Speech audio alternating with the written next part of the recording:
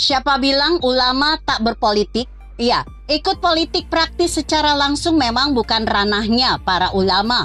Tapi bukan berarti ulama tidak berperan dalam politik. Begitulah, baru-baru ini digelar Istimewa Ulama Nusantara oleh Dewan Syuro DPP PKB pada 13 hingga 14 Januari 2023 di Jakarta. Hasil istimewa tersebut memberikan tenggat waktu hingga Maret 2023 atau sebelum memasuki bulan suci Ramadan bagi Muhaimin Iskandar atau yang populer dengan nama Caimin.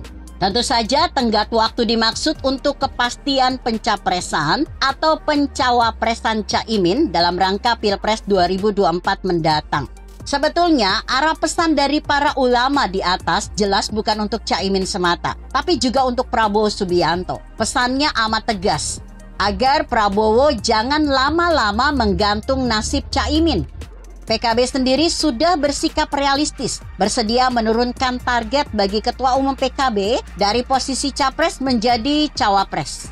Itu pun dengan catatan kalau Prabowo sebagai Ketua Umum Partai Gerindra setuju menggandeng Caimin sebagai Cawapresnya.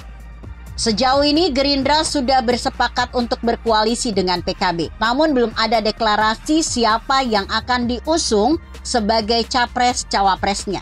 Untuk internal Gerindra memang sudah mendeklarasikan Prabowo sebagai Capres. Namun di tingkat koalisi dengan PKB belum diputuskan. Tapi mengingat posisi Gerindra yang lebih tinggi dari PKB dilihat dari perolehan suara pada pemilu 2019, secara tersirat PKB setuju jika Prabowo jadi capres dari koalisinya. Namun hal itu teriring harapan agar cawapresnya adalah Caimin. Masalahnya, secara tersirat Prabowo belum setuju jika Caimin yang jadi cawapres. Prabowo tertarik berkoalisi dengan PKB sebagai sarana untuk meraup suara warga NU, tentu dengan mendekati para kiai terlebih dahulu. Meskipun NU dalam pemilu secara resmi bersikap independen, tapi di antara sekian banyak partai, PKB yang dinilai sebagai mewakili aspirasi warga NU. Kuat dugaan, Prabowo menginginkan cawapres dari NU, tapi belum tentu Caimin. Disinilah nasib Caimin seolah-olah digantung.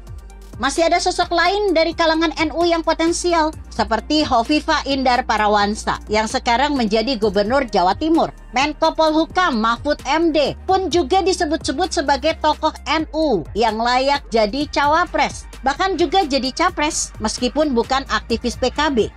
Hanya saja bagi PKB sendiri jelas ingin kepastian akan nasib Caimin.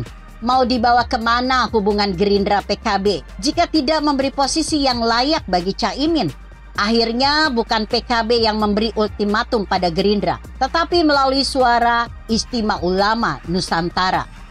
Hingga Maret 2023 masih tak jelas nasib Caimin. Bisa jadi koalisi Gerindra PKB akan bubar jalan. Siapa tahu Caimin mungkin saja berpaling kepada Anies Baswedan asal mendapat posisi cawapres.